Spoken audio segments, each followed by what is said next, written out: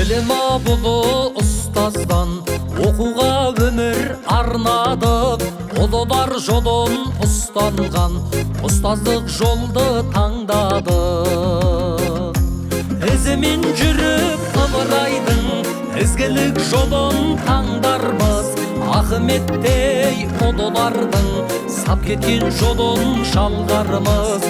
Біз ұстаз деген жандармыз. Шөптен дәрі жасайтын едің ғой, маған бір көмегіңді көрсетші дейді. Саған шипа болатын ешқандай шөбім жоқ дейді. Содан шөптерден дәрі жасайтын іс болған. Алайда еш бар. Осы Сауысқан көмек бере алмайды екен. Ол сізден ешқандай ем көрсете алмайды. Сондықтан да ормандағы басқа да жан-жануарларда көмек сұраңыз дейді. Сол кезде орманға барып, сауысқан басқа да айбуы бар.